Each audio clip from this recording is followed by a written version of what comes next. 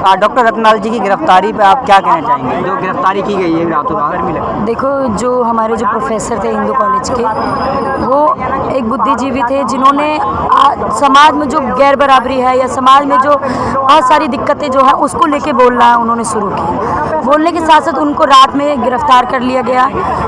आज हम लोग यहाँ पे आर्ट्स फैकल्टी पे इकट्ठा हुए इसलिए कि किसी को भी मतलब जो दलित चिंतक थे, जिन्होंने दलितों के साथ जो शोषण लगातार चला आ रहा है, जो सदियों से शोषण चला आ रहा है, उनके जो जिस तरीके के हालात है उस पर वो बोलना शुरू किए।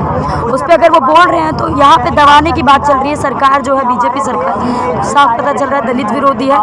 कई बार समझ में आता है क्यों, क्योंकि जो दलित है 200-200 रुपये, 150-150 रुपये, 100-100 रुपये में गटर में उतरने को मजबूर होते हैं। उसके लिए सरकार कोई चिंतन पैदा नहीं करती है, ये दिखाई देता है हमें। उसके लिए बड़े बड़े ठेकेदारों से गठजोड़ करके, बड़ी बड़े पूंजीपतियों से गठजोड़ करके वो अपने आप को बताने के लिए, बढ़ावा चलाने के लिए, बोलने के लिए राजी हो जाते हैं। आज हम उसका विरोध करते हुए यहाँ पे कड़ा विरोध करते हुए आज हम प्रोटेस्ट कर रहे हैं यहाँ पे।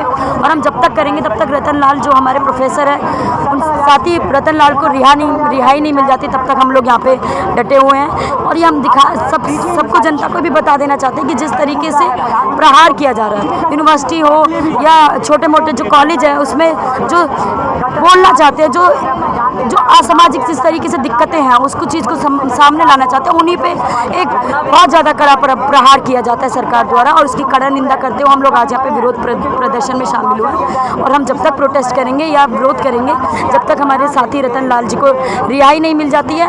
और ज़रूरत पड़ने पे हम सभी यूनिवर्सिटी कैंपस और जितने भी कॉलेजेस हैं वहाँ तक कैंपेन करते हुए हम लेके जाएंगे और बड़ी संख्या में हम लोग इकट्ठा होंगे। यहाँ पे हम लोगों को सामाजिक न्याय बचाने तक की बात है, इसलिए हम लोग यहाँ पे इकट्ठा हुए हैं। और यहीं पे अच्छा, क्या लगता है आपको कि जो भी सोशल मीडिया प्लेटफॉर्म जितने भी हैं उस पर लाखों लोग ऐसी टिप्पणियाँ करते हैं, ऐसी पोस्टें करते हैं, पर उनको गिरफ्तार नहीं किया जाता, तो कहीं ये कोई साजिश है रतनलाल जी को लेके? वो दलित चिंतक थे। ये साफ पता चलता है कि अगर कोई बीजेपी का ही रेपिस्ट होगा, अगर वो अगर कुछ उन्होंने कुछ कह दिया खुले मंच में, ऐसे ही बलात्कार वाली घटना मतलब बातें बोल देते हैं खुले तौर पे, उस पर कोई गिरफ्तारी नहीं होती। किसी को भी उठाने लेने की बात करते हैं, मुस्लिम के घरों को तोड़ने की बात होती है, बुलडोजर चलाने की बात होती है, कहीं के भी घर उजाड़ने की बात होती है, कहीं पे भी किसी लड़की को उठाने की बात होती है, लेकिन उस पर कोई गिरफ्तारी नहीं होती। तो ये साफ दिखाई देता है जो आरएसएस वादी है, जो बीजेपी के समर्थक है, जिस तरीके की हरकतें करते हैं उनको बचाने के लिए सरकार लग जाती है। और जो इस देश को बचाने के लिए, जिस देश की जो व्यवस्था जिस तरीके से खराब हो रही है उसको संतुलन बनाने के लिए कुछ बात कहते हैं, जो दलित चिंतक होते हैं वो दलितों की जो जिस तरीके की बात है उसको कहने के लिए करते हैं, तो उन्हीं को गिरफ्तारी मिल जाती है। तो ये साफ पता चलता है ये षड्यंत्र है आरएसएस बीजेपी का, कि जिस तरीके से वो जानबूझ करके ऐसे चिंतकों को गिरफ्तारी दे देते हैं। ये हमें षड्यंत्र दिखाई देता है कि वो अपने आप से ही ये देखते हैं कि जिसको बचाने के लिए हिंदू राष्ट्र कह देते हैं। हिंदू राष्ट्र की बात कही जाए तो मुसलमान जो अगर दलित है और हिंदू भी दलित है तो दलितों की स्थिति क्या सुधार दी है सरकार ने?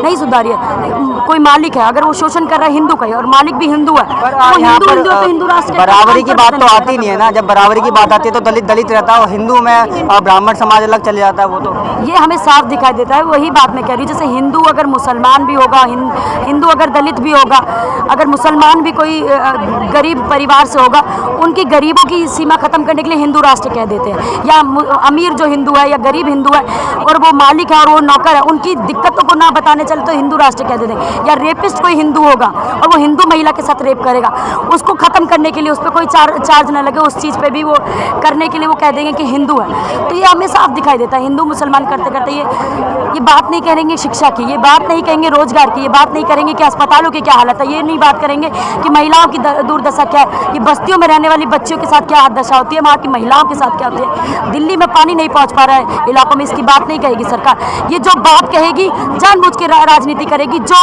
ताकि वो दिखाई दे कि भटका दिया जाए लोगों को। शिक्षा की बात तो सरकार करती है। शिवराज सिंह के जो बेटे हैं उन्होंने विदेश से जो है LLM किया है अभी। तो विदेश कौन जाता है? ये तो दिखाई देता है जिसके पास पैसा ऐसा नहीं, मोदी शिक्षा मजबूती से है तभी तो विदेशों में पढ़ रहे बच्चे जाकर। ये तो दिखाई देता है। यहाँ पे अगर हालात सुधर जाए तो दूसरे घर पे क्यों जाएंगे? अपने ही बिहार से लोग पढ़ने आते हैं। बिहार में क्यों नहीं दिल्ली यूनिवर्सिटी जैसा कॉलेज है? जेएनयू जैसे कई कॉलेज क्यों नहीं है? जेएनयू जैसी यूनिवर्सिटियाँ क्यों नहीं है? तो ये शिक्षा का जो अगर बात की जाए तो हमें साफ पता चलता है, लाखों की संख्या में, करोड़ों की संख्या में 12वीं पास करके छात्र निकलते हैं, लेकिन सभी 12वीं के बच्चों को एडमिशन नहीं मिलता बीए में। और जो गरीब छात्र होते हैं वो तो दर दर की ठोकरें खाते खाते जैसे तैसे ओपन यूनिवर्सिटी में जाते हैं, ओपन लर्निंग में जाते हैं, जहाँ पे उनके साथ बहुत बुरा हाल होता है। ये वहाँ के यूनिवर्सिटी के स्टूडेंट जानते हैं, इसमें सरकार भी जानती है। कहने को तो मोदी भी इस एसोल से पढ़ा था। आपको लगता है कि रतन लाल जी ने कोई अपराध किया उस पोस्ट को? आप क्या अनुसार? देखो, उस टिप्पणी पे बैठ के बात चर्चा हो सकती थी, उसका विरोध ऑनलाइन हो सकता था। एकदम ऐसा नहीं कि उनको जेल में डाल दिया जाए। अगर ये बात अगर उनकी विरोध करने वाली है तो जो रेपिस्ट जो बोलते हैं खुले तौर पर हम बलात्कार कर देंगे, उनको क्यों नहीं जेल में बंद किया जाता है? जो आरएसएस के नुमाइंदे होते हैं जो घूम घूम के लड़कियों को उठा लेते हैं, उनको क्यों नहीं जेल में बंद किया जाता है? खुले मंच पे कुछ भी कह देते हैं, उनको क्यों नहीं जेल में बंद किया जाता है? तो ये दिखाई देता है कि किसकी तरफ सरकार दिखाई करने को राजी होती है और किसकी तरफ नहीं। अपने मतलब की सरकार है, जिसको लगता है कि उनके हिंदू के पक्ष में जो बोल रही है, उनके साथ में जो रह रही है, उनको बचाने के लिए पूरा प्रशासन, पूरा तंत्र लग जाता है। यहाँ पे भी जो ये कठुआ का जो रेप केस हुआ था, उन्नाव का जो रेप केस है, जो भी आरएसएस बीजेपी वाले के जो मंत्री संतरी थे सारे, उनको तो बचाने के लिए सरकार लग गई ना। सारे कोर्ट कचहरी उनको बचाने के लिए लग गई। तो ये दिखाई देता है जो सच्चाई और न्याय पसंद लोग हैं, जो न्याय की बात करते हैं, जो सामाजिक में न्याय, समाज में न्याय देखना चाहते हैं, उन्हीं की कुछ बातों को कहने पे ये राजनीति करने लग जाएंगे, उन्हीं को टिप्पणी करते हुए उनको बंद कर देंगे। तो ये दिखाई देता है ये राजनीति कर रहे हैं। यहाँ पे बात करने की वही बात है, शिक्षा की बात नहीं करेगा, रोजगार की बात नहीं करेगा, जो हालात अस्पतालों की उसकी कोई बात नहीं करेगा, सरकारी अस्पतालों की, स्कूलों की क्या हालत है उसकी कोई बात नहीं करेगा। तो ये हमें साफ पता चलता है। तो रतन लाल जी की गिरफ्तारी के पीछे राजनीति का कुछ कारण है आपको लगता है? ये तो साफ दिखाई दे रहा है ना, राजनीति का, गिरफ्तारी का। जिस तरीके से रतन लाल जो प्रोफेसर हमारे, जिस तरीके वो छात्रों को पढ़ा रहे हैं, वो सिर्फ मतलब के नहीं पढ़ा रहे हैं कि आज पढ़ाया और बात खत्म। वो कम से कम छात्रों को चिंतन पैदा करा रहे हैं कि सही और गलत का अंतर बता रहे हैं। वो ये छात्रों को शिक्षा दे रहे हैं कि हम बोलने सीखें। और यहाँ पे यूनिवर्सिटी में पाठ पढ़ाया जाता है, इतिहास विभाग में, हिंदी विभाग में, पॉलिट साइंस के विभाग में हमें पढ़ाया जाता है कि हम खुद अपने लिए बोलना सीखें। लेकिन अगर बोलना सीखते हैं, उसी के लिए बोलते हैं, अपने विचारों को प्रकट करते हैं, अपनी बातों को रखते हैं, उसी में सरकार अपनी विरोधी हो जाती है, क्योंकि उनको पता चल जाता है, उनका चरित्र खुल जाता है, उनकी बातें नजर आ जाती है। अपराध को बताया जा रहा है कि इन्होंने हिंदू धर्म की भावना को आहत किया है। ये तो साफ दिखाई देता है। हिंदू धर्म की भावना को आहत किया तो कितने हिंदुओं की हालत सुधर गई है।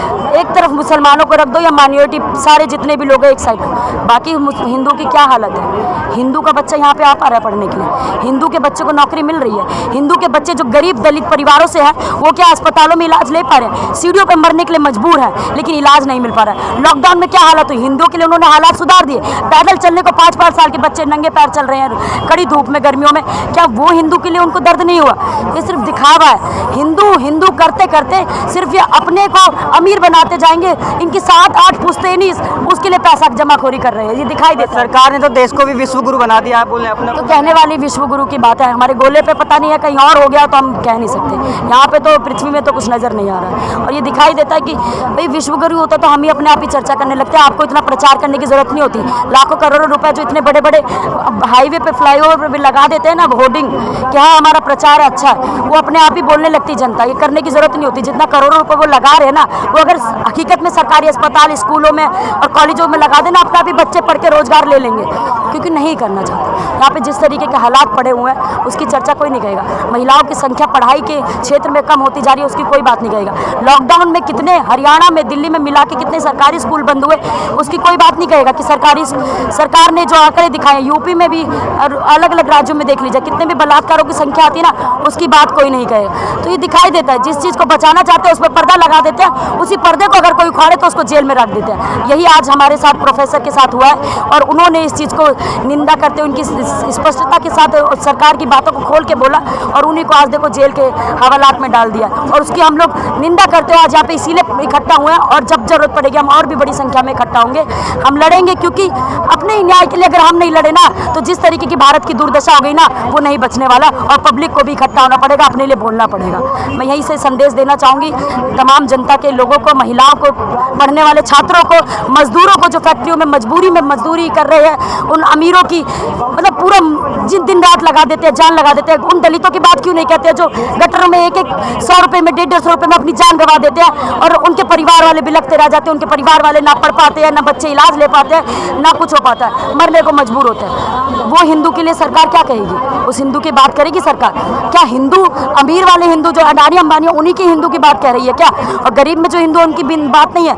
मतलब रोड पे पटरी पे सोने वाला मजदूर है, तुम कहीं पे भी बिल्डोजर चला के उनको हटा देते हो, कर देते हो, तो दिखावा है। ये हमें समझना पड़ेगा। हिंदू और मुसलमानों की भी एकता को तोड़ा जा रहा है। या आज़ादी के तौर पे जब से लड़ते हुए 70-72 दशक साल पहले भी यहाँ पे लड़ते लड़ते लोगों ने हिंदू हो या मुसलमान हो एक साथ लड़ाई लड़ी थी। मजदूर भी हिंदू हो या मुसलमान हो एक साथ लड़ाई लड़ी थी। आज सरकार द्वारा ये फूट डाली जा रही है जिस तरीके से पहले अंग्रेजों के टाइम पे डाली जा रही थी कि यहाँ पे हिंदू मुसलमान के विरोध कर दे रहा है, मुसलमान को हिंदू के विरोध किया जा रहा है। ये हमें समझना पड़ेगा।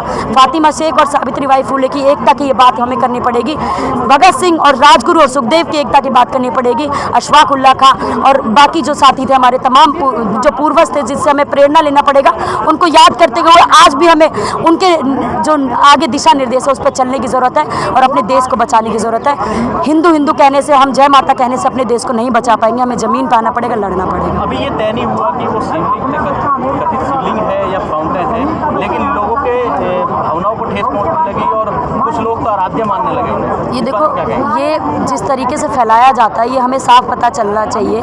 लोगों को मस्जिद हो और मंदिर हो, ये बड़ी बड़ी बिल्डिंगों में बन जाती है, बड़े बड़े जगह घिर जाती है। लेकिन हमें ये समझना पड़ेगा, जैसे कि अयोध्या में भी मस्जिद और मंदिर पे बहुत बड़ी लड़ाई हुई।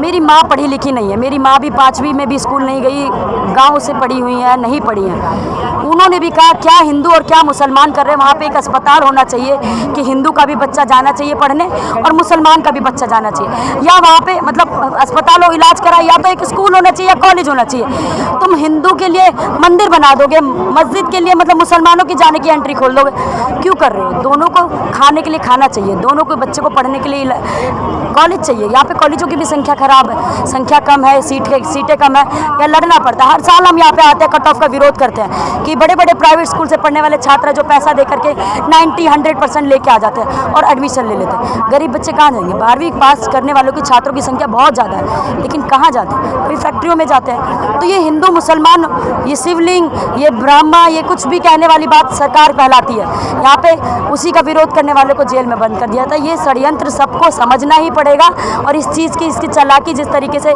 पुलिस प्रशासन आगे आ जाती है, जितने लोग नहीं होते उतने ज़्यादा फौज में खड़ी जाती है, इनकी भी हमें राजनीति समझनी पड़ेगी। यहीं पे किसी का बलात्कार हो जाए ना, तब इतनी पुलिस फोर्स नहीं दिखाई देगी, तब अंदर से भी दुख होता है। किसी छोटी बच्ची का 6 साल की बच्ची का भी रेप हुआ या रंजीत नगर में, पुलिस FIR तक नहीं लिख रही थी। तो ये हमें समझना पड़ेगा कि पुलिस भी किसके साथ है, हमारा कितना साथ देगी। जब ज़्यादा विरोध होता है तब FIR दर्ज होते हैं। ये रवैया सिखाया गया है और इसको हमें बदलना पड़ेगा। हम तभी बदल पाएंगे, एक एक करके हम बदला ले सकते हैं, बदलाव नहीं ला सकते।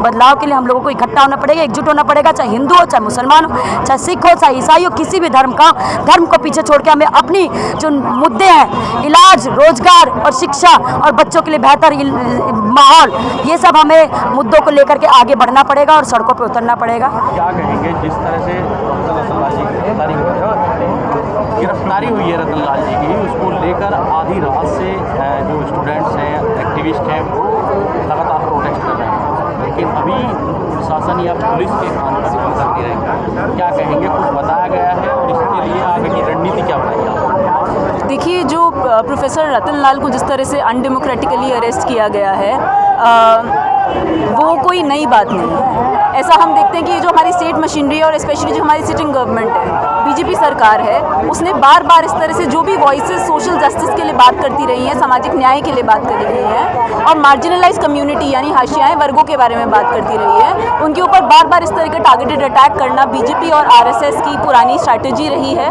और उसी सिलसिले के अंदर हम देख रहे हैं कि प्रोफेसर रतनलाल को भी अरेस्ट किया गया है। अब इसके अंदर ये कहा जा रहा है कि धार्मिक भावनाएं आहत हो गई हैं। तो ये लॉयर साहब हैं जिन्होंने ये याचिका डाली है, उनकी भावनाएं आहत हो गई हैं। पर इसके अंदर ये सोचने की बात है कि ये जो धार्मिक भावनाएं हैं ये किसी के फेसबुक पोस्ट से ही आहत होती हैं। जब धर्म का नाम लेके दंगे करवाए जाते हैं, लोगों को मारा जाता है, तब किसी की धार्मिक भावनाएं नहीं आहत होती हैं। जब धर्म के नाम पर किसी को पब्लिक स्पेसेस से बाहर निकाला जाता है, तब किसी की धार्मिक भावनाएं आहत नहीं होती है। तो ये जो धार्मिक भावनाओं का कवर लेके ये सरकार बार बार अपने खिलाफ उठने वाली आवाज़ों को दबाने का प्रयास कर रही है। ये कोई नई चीज़ नहीं है, ये बहुत पुरानी साजिश है जो अभी भी चलती जा रही है। पर ये ज़रूर है कि जो प्रोग्रेसिव कम्युनिटी है, जो डेमोक्रेटिक वॉइसेस है, वो आज यहाँ पे खड़ी हैं और प्रोफेसर रतन लाल की अरेस्ट का विरोध कर रही हैं। और हम और भी बड़ी संख्या में इकट्ठे होंगे और इस तरह के अनडेमोक्रेटिक तानाशाही बिहेवियर को हम लोग नहीं चलने देंगे इस देश में।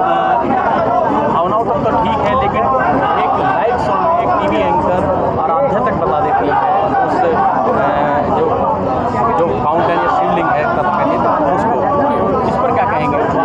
सिर्फ भावनाओं को भड़कने का कोई उचित नहीं है, मापदंड नहीं है। देखिए, जो हमारे देश का मेन स्ट्रीम मीडिया है, मुख्य धारा की मीडिया है, उसको सरकार का लैपडॉग कहा जा सकता है कि सरकार का लैपडॉग कहा जा सकता है कि सरकार जो भी बोले वो हाँ में हाँ मिलाने के लिए राजी हैं। जो सरकार अपनी ध्रुवीकरण की पॉलिटिक्स को बढ़ाना चाहता है, उसके अंदर वो तरह तरह की नफरती कम्युनल बातें करके, भाषण देके वो इस एजेंडा को आगे बढ़ाने का हर वक्त काम करते हैं। अब इन्हीं मीडिया चैनलों का अगर एक विश्लेषण कर दिया जाए और ये देखा जाए कि ये रोजगार के मुद्दे पे, शिक्षा के मुद्दे पे, स्वास्थ्य के मुद्दे पे, सुरक्षा के मुद्दे पे कितने डिबेट करते हैं, और जब किसी को आराध्य घोषित करना होता है किसी स्ट्रक्चर को, तो कोर्ट का वर्डिक्ट आने से पहले ये लोग अपना वर्डिक्ट जरूर दे देते हैं, जिससे जनता के अंदर इस तरह की भ्रांतियां फैलती रहे। तो ये जो मीडिया है, इसको भी जो प्रोग्रेसिव जनता है, इस मीडिया के ऊपर सवाल उठाने का ज़रूरत है कि हमारे मूलभूत मुद्दों को दरकिनार करके किस तरह से ये इसी तरह का कम्युनल एजेंडा हमारे बीच में फैलाती है कि हम कभी सजग ना हो पाए।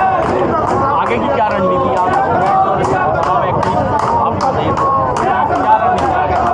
आगे की रणनीति यही है कि पुरजोर तरीके से हम लोग डटे रहेंगे, अगर और डेमॉन्स्ट्रेशंस हम लोग करेंगे इसके अंदर, और इससे भी बड़ी संख्या के अंदर हम लोग यहाँ पे इकट्ठे होंगे। जो स्टूडेंट और टीचर कम्युनिटी है दिल्ली यूनिवर्सिटी की, जो प्रोग्रेसिव कम्युनिटी है, जो डेमोक्रेटिक राइट्स के लिए खड़ी है, वो उनके बीच में और व्यापक कैंपेन करके हम लोग और पुरजोर तरीके से स्टेट के खिलाफ इस अनडेमोक्रेटिक अरेस्ट का विरोध करेंगे। आपको डर नहीं लगता कल वो आपके ऊपर स्टूडेंट्स हैं? देखिए, जो हमारा विशेषाधिकार होता है वो तब तक ही विशेषाधिकार रहता है जब तक वो और लोगों के पास भी हो।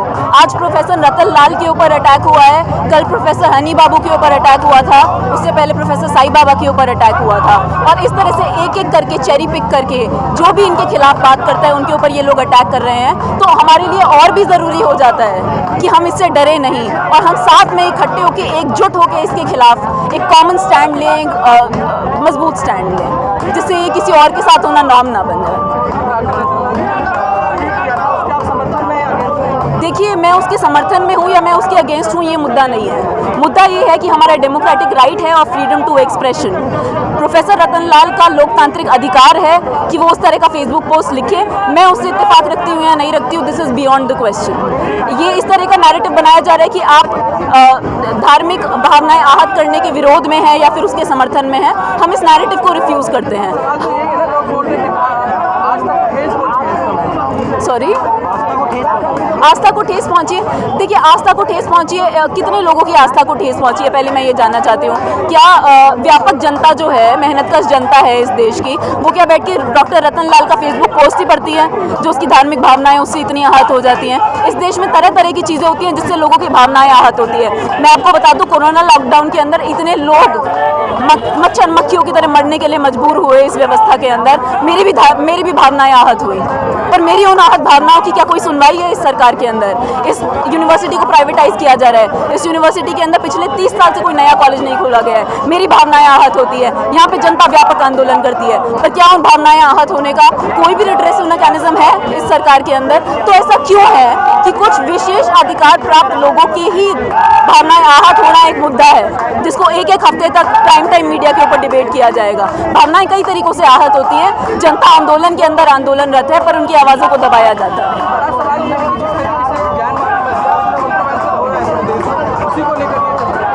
जी, तो उसको लेके ही चल रहे हैं। ये कोई नई स्क्रिप्ट तो है नहीं। ये तो पहले ही ऐलान कर दिए गए थे ना कि अब मंदिर बन गया है, अभी कुछ बाकी है। ये ऐलान तो पहले ही कर दिया गया था, तो स्क्रिप्ट तो शायद पहले ही लिख ली गई थी।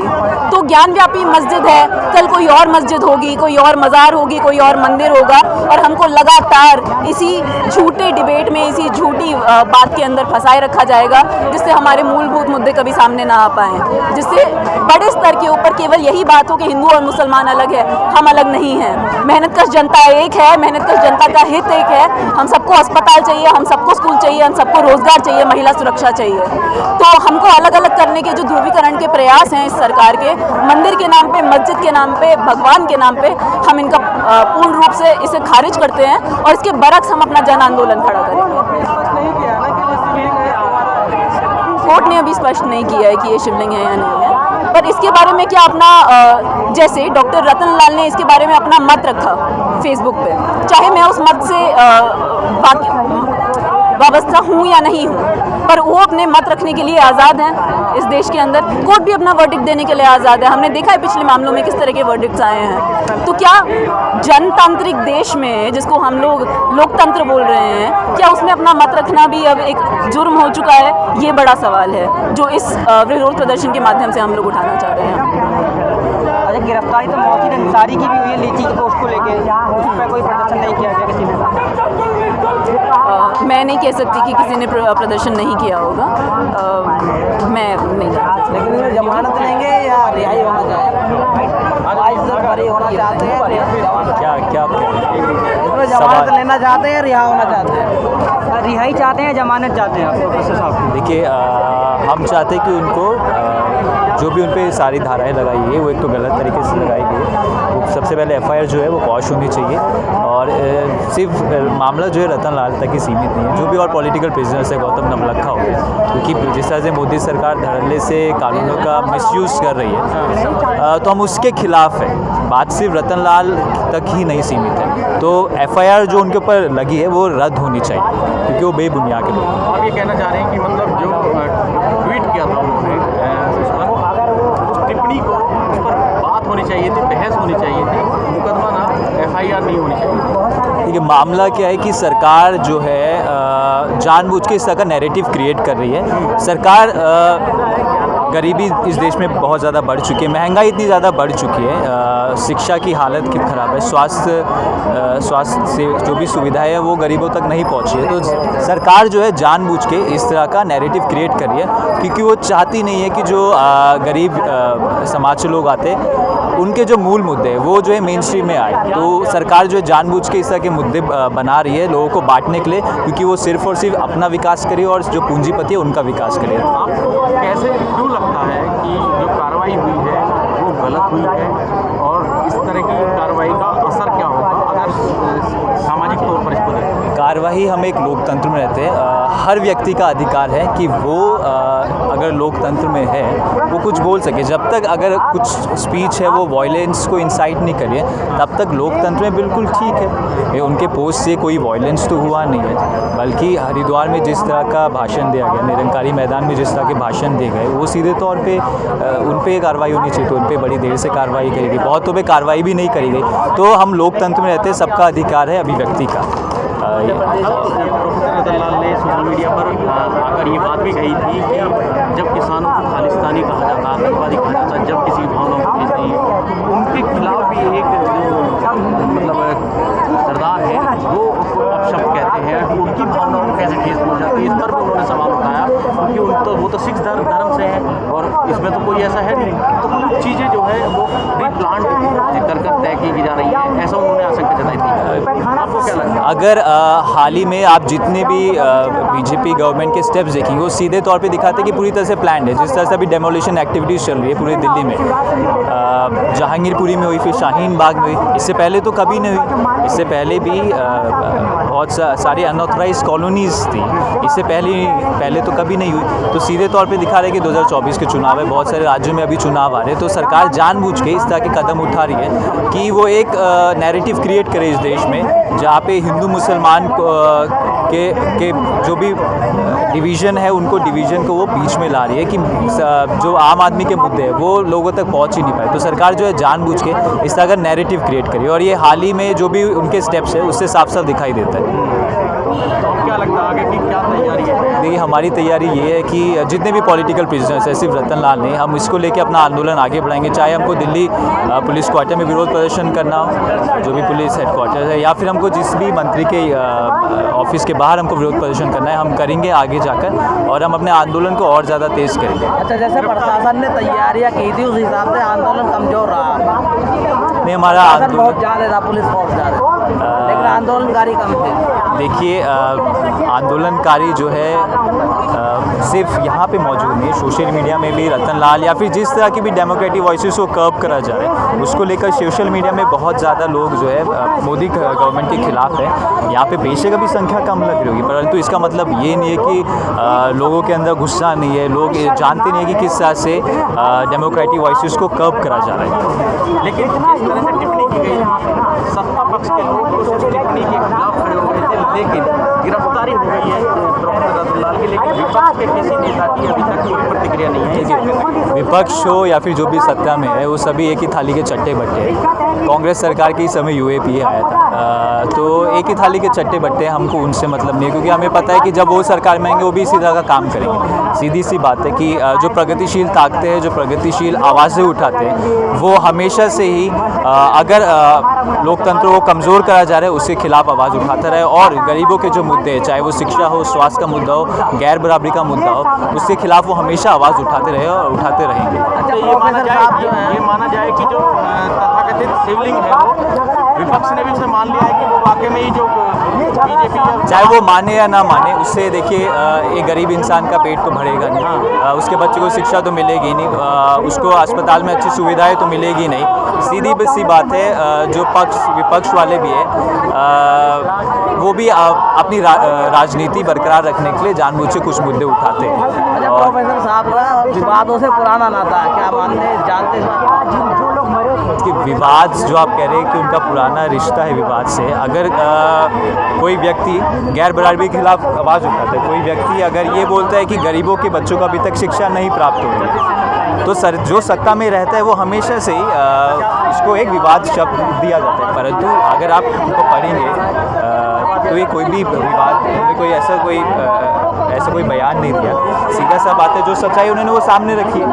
जो सच्चाई है इस देश की, आज भी गरीबों को बहुत सारी सुविधाएं नहीं मिल रही, तो ये बयान अपने आप में कुछ विवाद खड़ा करने वाला बयान नहीं है, तो सच्चाई है। तो सत्ता तो हमेशा से ही जानबूझ के चीज़ें बुनती है, नैरेटिव क्रिएट करती है कि वो सत्ता में रहे और कुछ लोगों को हमेशा से फ़ायदा पहुँचाते थे।